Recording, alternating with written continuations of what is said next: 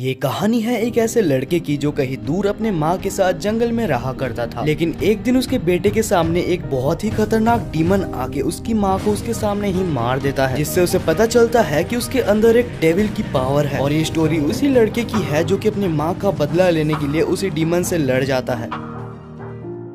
कहानी की शुरुआत में हम एक लड़की को देखते हैं जिसका नाम जुन काइजामा है। उसका एक लड़का भी था जिसके साथ वो एक फॉरेस्ट में अकेले घर बना के रहती थी। जुन काइजामा एक बहुत ही अच्छा मार्शल आर्टिस्ट भी थी जिसको बहुत सारे टेक्निक्स भी आते थे और वो अक्सर अपने बेटे के साथ उस टेक्निक्स को शेयर किया करती थी और उसके साथ प्रैक्टिस करती थी। एक दिन वो देखती है कि जंगल में उसके बेटे का 3 आदमी पीछा कर रहे थे। वो तीनों पकड़ के यहाँ पर उसको बहुत ही ज्यादा मारते हैं और वो मोटा लड़का बोलता है कि इसके बाद यहाँ पर दिख मत जाना वरना मैं तुम्हें बहुत ज्यादा मारूंगा। उसके नाक और मुंह से लिटरली खून निकलने लगा था। फिर वो मोटा लड़का फिर से बोलता है, तो बच्चे तुम अपने मम्मी के पास जाओगे ना दौड़ दौड़ के कि हमने तुम्हें मारा। और यहाँ पर आ जाता है हमारे मेन कैरेक्टर को गुस्सा। जहाँ पर वो अपने स्किल्स को छुपा रहा था वो और उसे नहीं करता और मोटे लड़के का दांत तोड़ देता है। साथ ही 2 और लड़के उसके लिए कोई बहुत बड़ी चुनौती भी नहीं थी। आखिर में आके उसको उसकी मदर ही रोकती है, क्योंकि अगर वो ना रोकती तो वो उसको मार ही डालता। गाइस यहाँ पर हमें इस लड़के का नाम बताया जाता है जो कि जिन काइजामा था। जिन उसकी मॉम को बोलता है कि ये लोग मेरे को पिछले 1 हफ्ते से परेशान कर रहे थे। मॉम मैं उन्हें मारना नहीं चाहता था, प्लीज मुझे माफ कर दीजिए। तब उसकी मॉम बोलती है कि चलो हम घर जाके बात करते हैं इस बारे में। घर आके उसकी मॉम उसको बोलती है कि देखो जिन,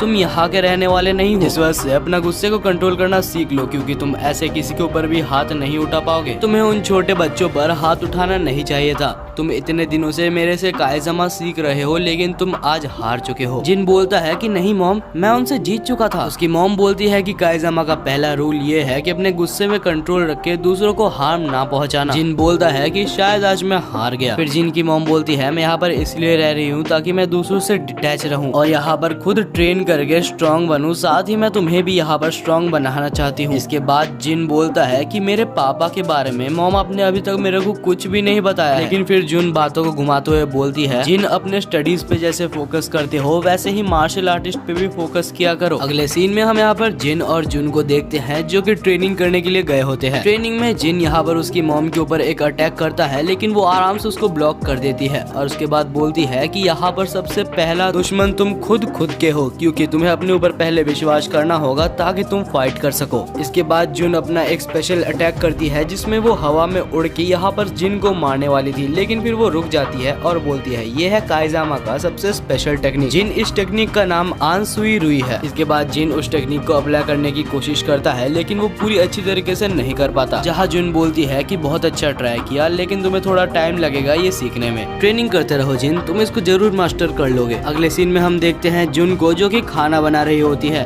और यहाँ पर जिन पूछता है कि मॉम आज खाने में क्या बना रहे हो। तब वो बोलती है कि ये तो कुछ स्पेशल है। और तभी बाहर से हम देखते हैं कुछ आवाज आने लगती है। जब वो बाहर जाती है तो वहाँ पर वही लड़का आया होता है अपने पापा के साथ जो कि यहाँ पर जिन से पिट के गया था। उसके पापा ने यहाँ पर शराब पी हुई थी जिस वजह से वो शराबी हालत में बोलता है, किसने मारा मेरे बेटे को?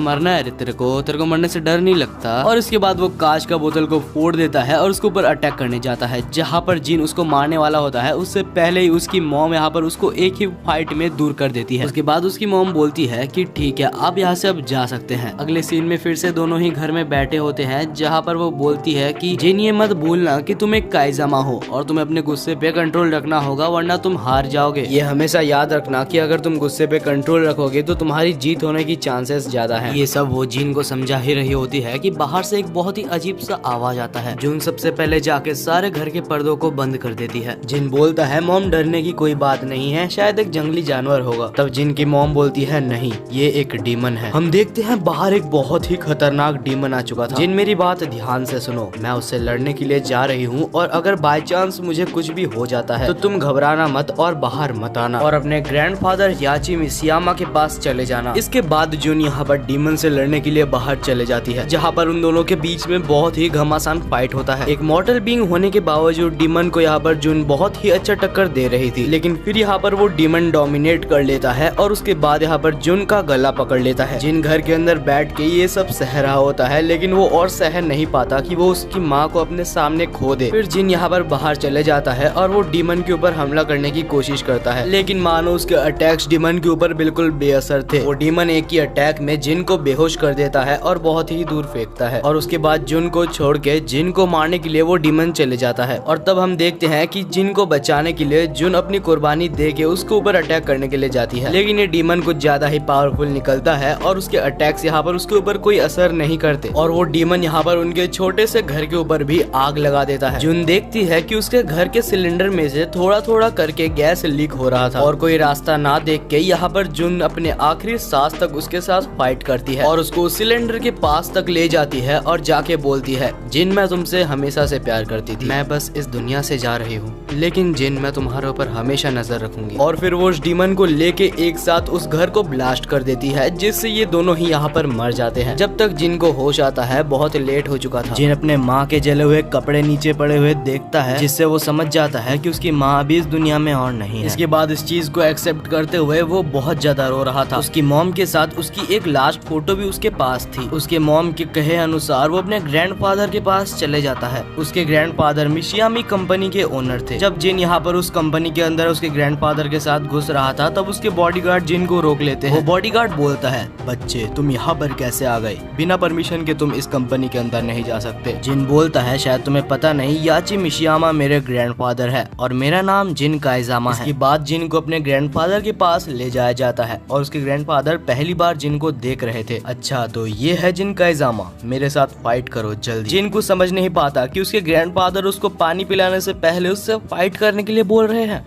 जिन बोलता है, ग्रैंडफादर मुझे आपसे फाइट नहीं करनी, मेरे मॉम के कहने पे मैं आपको ढूंढ के यहाँ पर आया हूँ। लेकिन याची तो कुछ भी नहीं सुनता और वो यहाँ पर उसके ऊपर फाइट करना चालू कर देता है, जहाँ वो उसको बहुत गंदी तरीके से मारता है और बोलता है कि तुम तो मेरे सामने बिल्कुल चूहे जैसे हो। याची उसको इतना ज्यादा मारता है कि उसका मुंह पूरा खून खून हो जाता है। फिर याची बोलता है कि अगर तुम्हारा नाम सही में जिन काइजामा है तो तुम इसके बिल्कुल भी हकदार नहीं हो। फिर याची बोलता है कि यहाँ से निकल जाओ, यहाँ पर फिर से मत दिख जाना। जिन बोलता है कि मैं यहाँ पर आपके पास ही आया हूँ क्योंकि मेरे मॉम को डीमन ने मार दिया है और उन्होंने मुझे आपके पास ही जाने को बोला था। तब हाची बोलता है, क्या तुमने सच में डीमन को देखा? जिन बोलता है कि हाँ, मेरी मॉम उसको डीमन ही बुला रही थी, लेकिन उस समय के लिए मैं बहुत ज्यादा कमजोर था कि मैं अपने माँ को भी नहीं बचा पाया। प्लीज आप मुझे ट्रेन कीजिए, मैं स्ट्रॉन्ग होकर उस डीमन को खोज के मारना चाहता हूँ। फिर हाची बोलता है कि तुमने जिस डीमन को देखा है वो एक औरगा है और वो बहुत ही खतरनाक होते हैं। ठीक है जिन, मैं तुम्हें ट्रेनिंग दूंगा ताकि तुम उस डीमन को हरा सको, लेकिन उससे पहले मेरे को ये प्रूव करो कि तुम काइजामा फैमिली के ही मेंबर हो। जिन यहाँ पर थोड़े गुस्से में भी होता है, लेकिन वो यहाँ पर अपने मास्टर के लिए रेस्पेक्ट से बोलता है कि ठीक है मास्टर, मैं इसको प्रूव जरूर करूंगा। अगले दिन मिस मायूरा जो कि जिन की सेक्रेटरी थी, वो जिन के नए कपड़े के लिए माप ले रही होती है। तब जिन अपनी छोटी सी एक इच्छा यहाँ पर उसके सामने रखता है, जो कि बोलता है कि मुझे अपने पैंट के नीचे फ्लेम्स चाहिए। मिस मायूरा बोलती है, मैं तुम्हें फ्लेम्स तो जरूर दे देती, लेकिन उसके लिए मुझे पहले परमिशन चाहिए। जब मिस मायूरा ये चीज हाइची से पूछती है तो हाइची बोलता है कि अगर मैं तुम्हें फ्लेम्स दे भी दूं तो इसका फायदा क्या होगा? अगर तुम्हें सच में फ्लेम्स चाहिए तो आज की ट्रेनिंग की मदद से ये प्रूव करो कि तुम इसके काबिल हो। जिन, तुम यहाँ पर कुछ भी मुफ्त में नहीं ले सकते, सब तुम्हें यहाँ पर कमाना होगा। इसके बाद हम दोनों को ट्रेनिंग सेंटर में देखते हैं, जहाँ पर स्पेशली याची ट्रेनिंग करता था। दूसरी साइड जिन यहाँ पर उस रिंग को टच करके देख रहा होता है, लेकिन तभी याची पीछे से एक घुसा मारता है और उसको रिंग के अंदर घुसा देता है, जहाँ वो बोलता है कि तुम इस रिंग के अंदर जब एक बार आ जाते हो तो सारे सुख को भूल जाओ, क्योंकि यहाँ पर तुम्हें सिर्फ लड़ना है। यहाँ पर कोई भी अच्छी चीज को याद मत करना, सिर्फ अपने वो कठिन समय को याद करो जो तुम्हें यहाँ पर लड़ने की शक्ति देगा। जिन, यहाँ से मैं तुम्हें असली मिसिमा स्टाइल वाली फाइटिंग सिखाने वाला हूँ। ये याद रखना, जब तुम पिट रहे होगे तो अपने वो समय को याद करना जब तुम्हारी मम्मी मर रही थी। तुम्हें अगर उस डीमन को हराना है तो वो गुस्से को अपने अंदर लाओ। फिर जिन अपने मॉम के बारे में सोच के, उस डीमन के बारे में सोच के लड़ने के लिए तैयार हो जाता है। याची बोलता है कि मैं यहाँ पर पैरों और हाथों का यूज करूंगा, लेकिन तुम्हें सिर्फ अपर बॉडी का यूज करना है। मतलब ये फाइट उसे सिर्फ अपने हाथों के बल पर करना होगा। याची तो पहले ही किक में यहाँ पर उसको बहुत दूर फेंक देता है और उसका जोश पूरा ठंडा हो जाता है।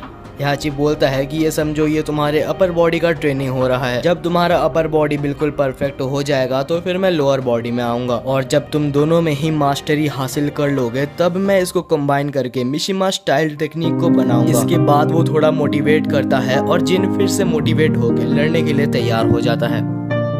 और इसके बाद जिन जी तोड़ मेहनत करता है। आखिर में वो इतना ज्यादा मेहनत कर लेता है कि वो नीचे गिर जाता है। तब हाइची आता है और बोलता है बहुत अच्छे, लेकिन तुम्हें और मेहनत करनी होगी, और उसको एक ईटा दिखाता है और बोलता है कि इसको तोड़ के दिखाओ। जहाँ पर जिन कोशिश तो करता है लेकिन उसका हाथ जरूर टूट जाता है। जहाँ हाइची तो उसको एक ही बार में तोड़ देता है, और ट्विस्ट ये है कि वो एक ईटा नहीं, एक ही बार में 5 ईटा तोड़ देता है। फिर वो जिन को बोलता है कि आज के ट्रेनिंग पे जैसे फोकस किया हर दिन वैसे ही फोकस करना, और उसका आज का ट्रेनिंग यहीं पर खत्म हो जाता है। हाइची बोलता है कि आज हमारा एक डिनर मीटिंग है तो तुम उसको जरूर से अटेंड करने वाले हो, जिस वजह से फ्रेश होके मेरे पास आ जाना। इसके बाद हम यहाँ पर दोनों को ही डिनर टेबल में देखते हैं, जहाँ पर हाइची बोलता है कि मैं यहाँ पर एक जन के साथ बात करूंगा। बिजनेस मीटिंग में तुम तब तक कुछ नहीं बोलोगे जब तक मैं तुम्हें कुछ ना बोलूं। बाकी जो भी तुम्हें कुछ हेल्दी खाना है वो तुम ऑर्डर कर सकते हो। इसके बाद हम देखते हैं कि उनका बिजनेसमैन यहाँ पर आ जाता है, जो कि बोलता है कि इस पेंडेंट को खोजने में मेरे को बहुत पैसा लगा है, और वो ये सब यहाँ पर झूठ बोल रहा होता है, और डील के हिसाब से वो ज्यादा पैसा मांग रहा था। जब हाइची बोलता है कि डील के हिसाब से तुम बहुत ज्यादा पैसा मांग रहे हो, हम तुम्हें कोई भी एक्स्ट्रा पैसा नहीं देंगे। तब वो सेलर बोलता है कि ठीक है, मैं कोई और बायर खोज लूंगा। तब हाइची जिन को बोलता है कि जाओ और उससे वो पेंडेंट छीन लो और उसको दिखाओ कि हमारा बात ना मानने से या फिर डील तोड़ने से क्या होता है। जहाँ वो सेलर बोलता है तो अभी मेरे से एक बच्चा लड़ने वाला है, और वो यहाँ पर एक चाकू को उठा लेता है। वो जिन को एक नॉर्मल सा बच्चा समझ रहा था, लेकिन हम देखते हैं कि जिन भी यहाँ पर ठीक है बोल के उसे फाइट करने के लिए रेडी हो जाता है, और अब इन दोनों के बीच में लड़ाई चालू हो चुकी है, जहाँ पर वो शख्स पहले चाकू से यहाँ पर जिन का हाथ को काट देता है, और तब जिन यहाँ पर उसको मार के उसका हाथ ही तोड़ देता है, और इसके बाद वो एक ही फाइट में उसको बेहोश करके उसको फिनिश कर देता है। जहाँ हाइची उसको देख के इम्प्रेस होता है और बोलता है बहुत अच्छे काम किए, लगता है ट्रेनिंग का फायदा तो हुआ है। और इसके बाद पर हाइची जिन की गलतियों को भी बताता है, जहाँ पर वो बोलता है कि तुम उसको फिनिश तो कर चुके थे, लेकिन तुम्हारे अंदर बहुत नर्वसनेस था,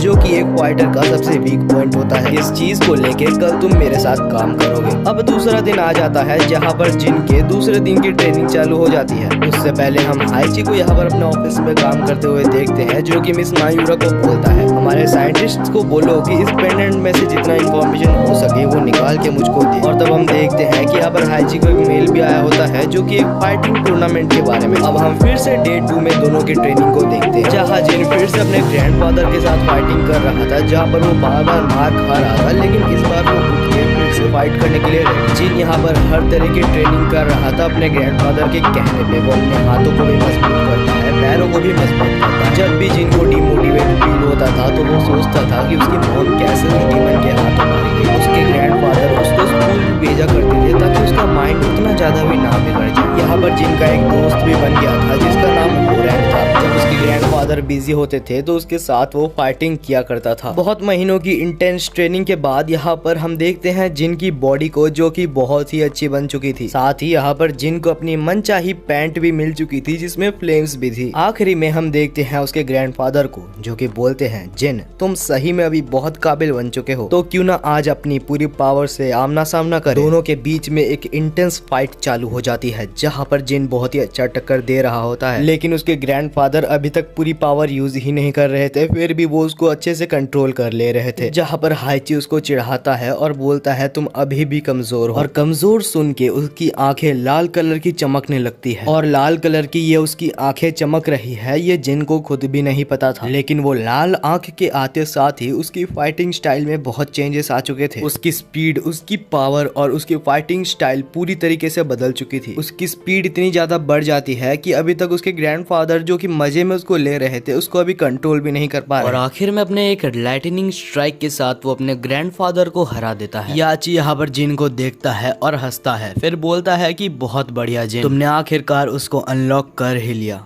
फिर वो उसके सेक्रेटरी को बोलता है कि अभी जिन को वहां पर भेजने के लिए तैयार कर दो। यहाँ पर हाइची उसी टूर्नामेंट के बारे में बात कर रहा होता है जहाँ पर इससे पहले उसने बात की हुई थी, और इस टूर्नामेंट का नाम होता है king of the iron fist. अगले सीन में हम जिन को देखते हैं प्लेन में, जो कि उसी टूर्नामेंट के लिए निकला होता है। प्लेन में बैठे बैठे वो अपने डैड के बारे में रिसर्च कर रहा होता है, लेकिन सारे वेबसाइट्स में बस इतना ही लिखा हुआ था कि जिन काइजामा के फादर मर चुके हैं, लेकिन उसका रियल रीजन कहीं पर भी मेंशन नहीं था। जिन का प्लेन यहाँ पर लैंड हो जाता है और वो फाइनली यहाँ से निकल जाता है। अब एयरपोर्ट पे जिन की सेक्रेटरी मिस मायूरा उसका वेलकम करती है और जिन को बोलती है जब तुम वहाँ पर पहुंच जाओगे तो अपनी सेफ्टी के लिए बस ये मत बोलना कि तुम हाची मिशियामा के ग्रैंडसन हो। जिन इस बारे में ज्यादा नहीं जानता था, लेकिन वो मान लेता है। तब पीछे यहाँ पर जिन का दोस्त होरैंग आ जाता है और बोलता है क्या इस नूबड़े से मुझको फाइट करना पड़ेगा। बाय द वे यहाँ पर जिन काइजामा बिल्कुल हयातो जैसा दिख रहा है, जिसको लगता है कमेंट करके जरूर बताना। और यहाँ पर कुछ और लोग हमें दिखाए जाते हैं जिनका नाम मैं आपको बताता हूँ। कोने वाली लड़की का नाम जूलिया चैन है और बीच वाले लड़के का नाम जॉन फिनिक्स है, और आखिर में एक लड़की जो बिल्कुल इंटरेस्टेड नहीं थी, उसका नाम है नीना ओलिया। फिर सब बैठ के यहाँ पर कार में जाने लगते हैं, जहाँ पर जिन फिर से अपने पापा के बारे में रिसर्च कर रहा था। रिसर्च करते करते यहाँ पर उसको एक वीडियो फुटेज अचानक से दिख जाता है जिसका नाम था king of the iron fist. उस वीडियो में एक बंदा काजुआ और साथ ही में हाइची का फाइट चल रहा था, और वो फाइट सच में बहुत ही इंटेंस चल रही थी। जिन काइजामा के साइड में बैठ के होरैंग भी वो वीडियो को देख रहा होता है, जहाँ पर वो बोलता है ये तो काजुआ है जो कि king of the iron fist का सबसे होनहार चैंपियन था। जब जिन उस बारे में और ज्यादा पूछता है तो उसे पता चलता है कि काजुआ एक अनडिफिटेड एनिमी था जिसको कोई भी हरा नहीं पाता था। बस इकलौता पॉल फिनिक्स जो हमारे सामने बैठा है वो उसको हराने के करीब था। काजुआ का पावर कोई भी डीमन से कम नहीं था। इसके बाद उसे ये भी पता चलता है कि टूर्नामेंट के बाद काजुआ को हाइची ने गोली मार दी थी। ये चीज सुन के जिन तो बिल्कुल ही चौंक गया था, और इसके बाद जिन की सेक्रेटरी मिस मायूरा सबका ध्यान भटका के बोलती है बाहर का सीन एंजॉय करो। जिन और साथ ही में उसके दोस्त अभी अपने डेस्टिनेशन में पहुंच चुके थे, जहां कार से एक और कॉन्टेस्टेंट उतरता है और इस कॉन्टेस्टेंट का नाम लियोस मेर होता है, और वो कॉन्टेस्टेंट यहाँ पर जिन को ही देख रहा होता है। इसके बाद जिन यहाँ पर अपने सेक्रेटरी मिस मायूरा के पास आता है, क्योंकि उसको ग्रैंडफादर बोलने से मना किया गया था, तो वो बोलता है मिस्टर मिसियामा कहाँ पर है। तब मिस मायूरा बोलती है कि वो पहाड़ के ऊपर मिस्टर मिसियामा खड़े हुए हैं। हम यहाँ पर हाइची को देखते हैं जो कि पहाड़ के ऊपर से पुराने दिनों को याद करते हुए कुछ सोच रहा होता है। तब जिन वहाँ पर जाता है और पूछता है तो यही वो जगह है जहाँ पर वो फाइट होने वाली है। तब हाइची बोलता है ये एक टूर्नामेंट है। जिन मेरी बात ध्यान से सुनो, ये वही टूर्नामेंट है जहाँ पर वो डीमन जिसने तुम्हारी माँ को मारा था, पॉसिबिलिटी ये पूरी है कि वो डीमन तुम्हें यहाँ पर भी देखने को मिल जाए। तब जिन इस बात को समझता है और बोलता है ठीक है, मैं इस बात को लेके सीरियस हूँ। इसके बाद जिन अपना असली सवाल पूछता है, वो बोलता है बताओ इससे पहले टूर्नामेंट में मेरे डैड आखिर कहाँ पर मरे थे। हाइची भी यहाँ पर अपना सवाल घुमाते हुए बोलता है कि अपने पास्ट को भूलने की कोशिश करो और अभी प्रेजेंट में ध्यान दो। और यहाँ पर जिन कुछ भी नहीं बोलता और वहाँ से चला जाता है। फिर हम देखते हैं कि टूर्नामेंट यहाँ पर बिल्कुल ही चालू होने वाला था, जहाँ पर सारे कॉन्टेस्टेंट्स यहाँ पर आ चुके थे।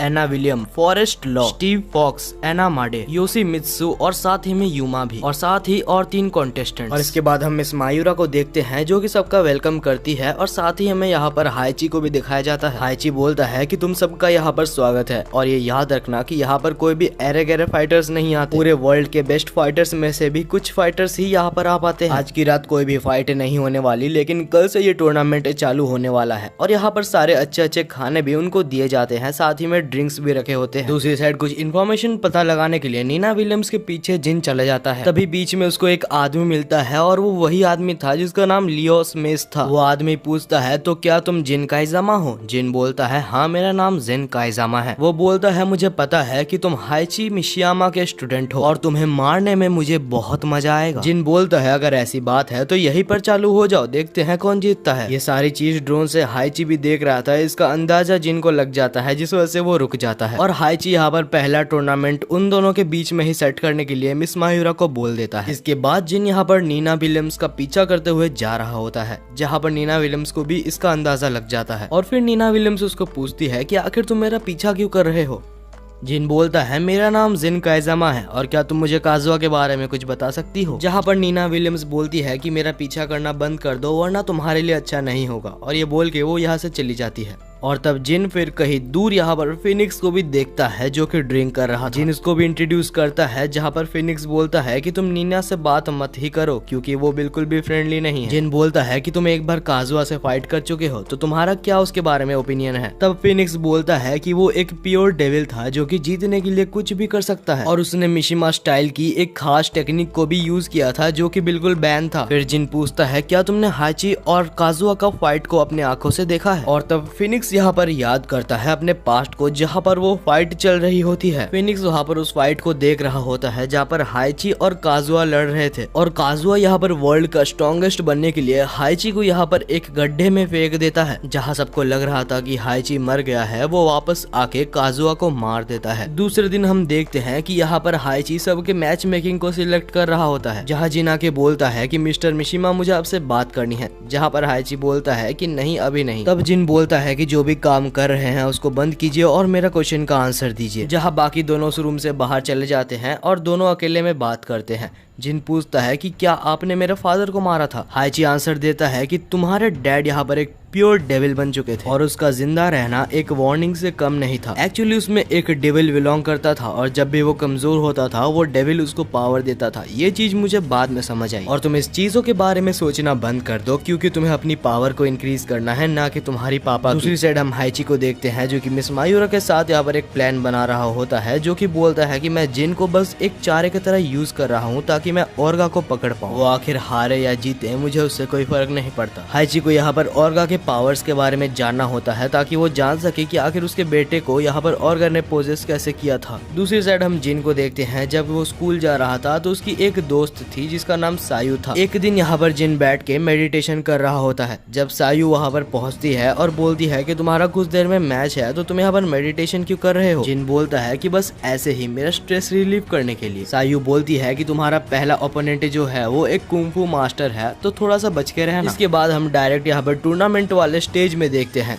जहाँ पर सबका स्वागत होता है। मायूरा बोलती है कि सबका स्वागत है टूर्नामेंट ऑफ आयरन फिस्ट में, जहाँ पर पहला टूर्नामेंट होने वाला है लियोस मेस वर्सेस जेन काइजामा। तो क्या तुम दोनों ही फाइट के लिए रेडी हो। दोनों ही यहाँ पर रेफरी को हाँ बोलते हैं और फाइट स्टार्ट हो जाती है, जहाँ दोनों में बहुत ही अच्छी फाइट हमें देखने के लिए मिल रही थी। लेकिन क्योंकि वो एक कुंफू मास्टर था तो उसके पास बहुत सारी टेक्निक्स थी, वो उसको अलग अलग कुंफू टेक्निक्स से डोमिनेट करने लगा था। जेन अपना हौसला खो ही रहा था कि तब वो याद करता है कि आखिर उसकी माँ उस डीमन से कैसे मारी गई थी और अभी उसको जीतना ही होगा ताकि वो उस डीमन से बदला ले सके। और फिर जिन उठ खड़ा होता है और यहाँ पर वो इस बार अच्छी टक्कर उसको दे रहा होता है, जहाँ जिन के एक ही पंच में वो नीचे गिर जाता है। जिन बोलता है कि हार मान लो क्योंकि तुम मुझसे नहीं जीत सकते। अचानक से वो उठ के जिन को दूर फेंक देता है, लेकिन जिन फिर कम बैक करके उसकी हड्डी तोड़ देता है और फिर उसकी हड्डी टूट गई थी जिस वजह से वो लड़ नहीं पाता। फिर हम जिन को अपने रेस्ट रूम में देखते हैं। तभी यहाँ पर होरैंग भी आ जाता है और यहाँ पर दोनों किंग ऑफ आयरन फिस्ट के बारे में बात कर रहे होते हैं। दूसरी साइड यहाँ पर सबका मैच हो रहा होता है, जहाँ पर से विनर्स का नाम होता है एना विलियम, जूनिया चैन और लास्ट विनर होता है खेंग। अब इसके बाद जिन अपने टूर्नामेंट में जाता है जहाँ पर उसकी दोस्त सायू और साथ ही जूनिया चैन का मैच होने वाला था। जिन उसको गुड लक बोलता है और यहाँ पर दोनों के बीच में टूर्नामेंट चालू हो जाता है। जूनिया चैन यहाँ पर एक बहुत ही प्रोफेशनल किलर होती है, जिस वजह से सायू यहाँ पर पहले हारने लगती है। जिन उसको देख परेशान हो ही रहा होता है कि तभी हाइची बोलता है चिंता मत करो, वो एक हाई स्कूल स्टूडेंट है लेकिन उसके अंदर बहुत दिमाग है। वो पहले अपने ओपोनेंट्स को ऑब्जर्व करती है और उसके बाद उनको मारती है, जहाँ सायू ऊपर जंप करती है और उसके ऊपर चढ़ जाती है, जहाँ पर वो उसे आसानी से नॉकआउट कर देती है। इतने प्रोफेशनल किलर को इतनी आसानी से मारता हुए देख यहाँ पर जिन भी चौंक जाता है और बोलता है कि सायू को जितना स्ट्रॉन्ग मैंने सोचा था वो उससे कहीं ज्यादा स्ट्रॉन्ग है। उसी रात जिन लियोरी स्मिथ के कमरे में जाता है और जाके पूछता है कि आखिर तुम्हारा पैर कैसा है। वो जवाब देता है हाइची का स्लेव कब से दूसरों की परवाह करने लगा। जिन बोलता है मैं कोई उसका नौकर नहीं हूँ, मैंने बस हाइची से अपना फाइटिंग स्टाइल सीखा है। तब वो बोलता है कि हाइची कोई भी अच्छा आदमी नहीं है, वो सबको इस्तेमाल करता है ताकि वो आगे बढ़ सके। हाइची ने मेरे माता पिता को मार डाला जिस वजह से मैं अनाथ बन चुका हूँ। तभी पीछे हाइची आ जाता है और बोलता है जिन ये सब फालतू चीजें छोड़ो और अपने प्रैक्टिस में ध्यान दो। जिन को वहाँ से जाने के लिए बोल देता है और वो ये भी बोलता है कि ओर्गा अभी किसी भी वक्त आ सकता है, जिस वजह से तैयार रहना। टूर्नामेंट का अगला फाइट यहाँ पर जिन और उसके दोस्त होरैंग के बीच में होने वाला था। दोनों ही रेफरी को हाँ बोलते हैं और दोनों की फाइट यहाँ पर चालू हो चुकी है, जहाँ पहले होरैंग जिन के ऊपर भारी पड़ रहा था क्योंकि उसकी स्टाइल थोड़ी सी सी अलग थी, जहाँ पर जिन बहुत ही दूर जाके गिरता है, लेकिन फिर वो सोचता है अगर अभी वो हार गया तो आखिर वो डीमन को कैसे हराएगा। अचानक जिन की आंख लाल हो जाती है और उसके बाद उसकी मूवमेंट स्पीड भी बढ़ जाती है और वो एक ही लाइटनिंग पंच के साथ यहाँ पर होरैंग को हरा देता है। जिनकी रेड आई के ऊपर अभी तक उसका कंट्रोल नहीं था, जिस वजह से वो यहाँ पर होरैंग को जान से मारने वाला था, लेकिन फिर वो उसको कंट्रोल कर लेता है और होरैंग से माफी मांगता है और बोलता है इसके बाद वो उसे पार्टी देगा। उस रात उसके बाद बाकी सब मजाक करके सो जाते हैं। अगले दिन टूर्नामेंट में यहाँ पर सायू और साथ ही में उस शेर जिसका नाम किंग था उसकी फाइट होने वाली थी, जहाँ हम देखते हैं कि किंग सायू के ऊपर डोमिनेट कर रहा था, लेकिन सायू भी अच्छा खासा लड़ रही थी। लेकिन इस बार किंग सायू को पीछे से पकड़ के नॉकआउट कर देता है और हम देखते हैं कि सायू की हालत बहुत खराब हो चुकी थी, जिस वजह से वो एक हॉस्पिटल में एडमिट हो गई थी। जिन उसका हालचाल पूछने हॉस्पिटल में आता है, जहाँ पर वो बोलती है कि मेरे को कोई लेक्चर मत देना क्योंकि मैं पहले से ही बहुत टेंशन में हूँ। जिन बोलता है नहीं, मैं सिर्फ तुमसे बात करने के लिए आया था। जिन बोलता है कि सायू चिंता मत करो, मैं तुम्हारा बदला किंग से जरूर लूंगा। जहाँ पर किंग ये सारी बातें बाहर से सुन रहा होता है। अगले सीन में हम देखते हैं कि किंग और फिनिक्स का फाइट चालू होने वाला था। याची बोलता है कि मैं तुम्हें एक बात बता दूं जिन, उस मास्क के पीछे जो किंग है वो हमारा किंग नहीं है जिसको हम जानते थे। इन्फॉर्मेशन मिली है कि वो किंग अभी भी अननोन है। हमें तो ये तक नहीं पता कि उस मास्क के पीछे से कौन खेल रहा है, और ये भी पता चला है कि ओरिजिनल किंग को ऑर्गा ने मार दिया था। ये बात सुन के जिन पूरी तरीके से चौंक चुका था। याची बोलता है फिलहाल सब चीजों को छोड़ो, अब इन दोनों के फाइट के ऊपर फोकस करो। ये दोनों का फाइट यहीं पर चालू हो जाता है, जहाँ पर दोनों एक दूसरे को बहुत ही अच्छा टक्कर दे रहे थे। फिनिक्स अपना डेडली मूव को यूज करता है जो कि बहुत ही खतरनाक था, लेकिन वो देखता है कि किंग के ऊपर उसका कोई खास असर नहीं होता।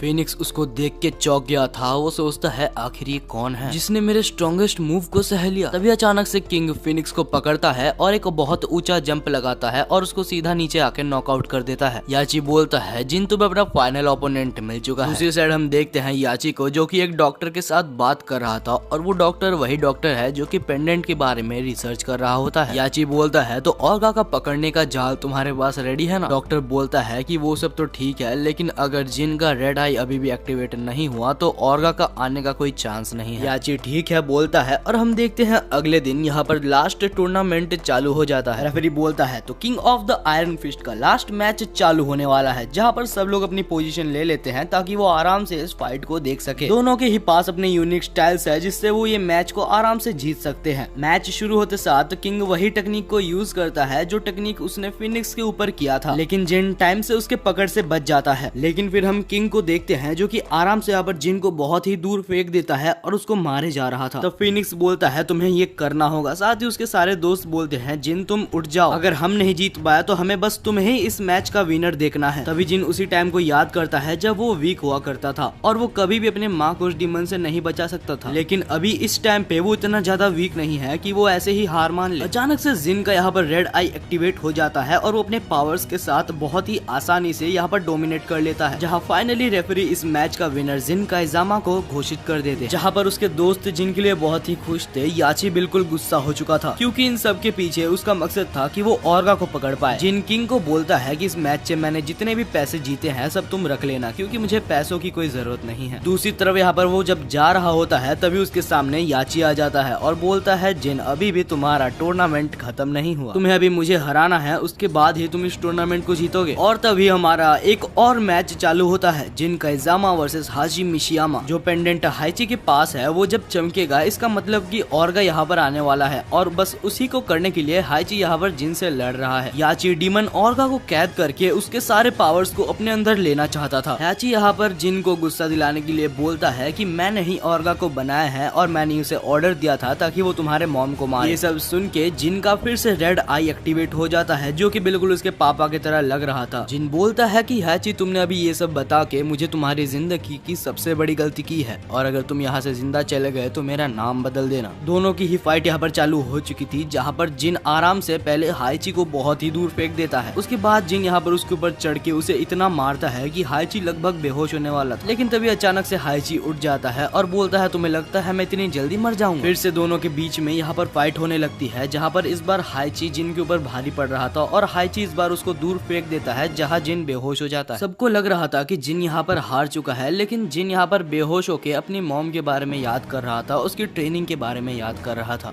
जिन अचानक से उठता है और उसको अपनी मॉम की बात याद आती है। जिन हमेशा अपने गुस्से पे कंट्रोल रखना ताकि तुम हर फाइट जीत पाओ। जिन हाइची को बुलाता है और अपने मॉम के टेक्निक से काइजामा स्टाइल से वो उसको मारता है। तभी अचानक वो पेंडेंट जलने लगता है। तभी अचानक क्लाउड्स ग्रीन कलर के हो जाते हैं और नीचे आता है ऑर्गा। उसे देख के हाइची के तो मानो सपने पूरे हो गए थे। ऑर्गा आके जिन से कुछ अपने लैंग्वेज में बात करता है, जो कि वो बोलता है, उस दिन तुम्हारी मॉम की जगह तुम्हें होना चाहिए था। लगता है तुम्हारी मॉम की जान बेवजह चली गई, लेकिन उसकी वजह से मेरे को कोई फर्क नहीं पड़ता। अब तुम भी मरने वाले। इस बार जिन को इतना ज्यादा गुस्सा आ रहा था कि उसकी रेड पावर्स बिल्कुल ओवर पावर्ड हो गई थी और मानो कि उसके अंदर भी एक डेविल आ गया था और वो जाता है सीधा ऑर्गा के ऊपर अटैक करने के लिए। लेकिन ऑर्गा एक डीमन है जो कि आराम से यहाँ पर जिन को संभाल सकता है। ऑर्गा एक ही पंच में जिन को बहुत दूर फेंक देता है, जहाँ होरैंग और कुछ दोस्त यहाँ पर जिन की हेल्प करने के लिए बढ़ते हैं। लेकिन बीच में हाइची आ जाता है और बोलता है कि तुम लोग यहाँ पर इंटरफेयर नहीं करोगे, जिन अपनी लड़ाई खुद लड़ेगा। दूसरी तरफ जिन फिर से उठ जाता है और ऑर्गा को बोलता है कि मैं इस बार वो बच्चा नहीं हूँ जिसको तुमने हराया था। ऑर्गा, तुम मेरे को इतनी जल्दी इस बार नहीं हरा सकते। और फिर जिन जाता है ऑर्गा के ऊपर हमला करने, जहाँ पर वो उसको बहुत सारे अच्छे मूव्स दे रहा था। लेकिन फिर ऑर्गा को गुस्सा आ जाता है और वो यहाँ पर जिन को पकड़ के फिर से बहुत ही गंदी तरीके से मारने लगता है। फीनिक्स देखता है कि अगर ऑर्गा उसको ऐसे ही मारता रहा तो जिन मर भी सकता है, जिस वजह से वो दौड़ता है उसकी हेल्प करने के लिए। लेकिन फिर से हाइची सामने आ जाता है। जिन ने इस मोमेंट का बहुत टाइम से वेट किया है, तो उसको ये फाइट अपने तरीके से लड़ने दो। इस बार जिन हाइची के बोले हुए बातों के बारे में सोच रहा था। जब तक तुम अपने हेजिटेशन को दूर नहीं कर लेते, तब तक तुम अपने ओपोनेंट को अच्छी तरीके से नहीं हरा सकते। और इस बार जिन की पावर इतनी ज्यादा बढ़ गई थी कि वो ऑर्गा के साथ फाइट करते हुए ऑर्गा को फाइनली हरा देता है। ऑर्गा को हराते हुए देख उसके दोस्त तो बहुत खुश थे, लेकिन तब हम देखते हैं जिन को, जो कि बोलता है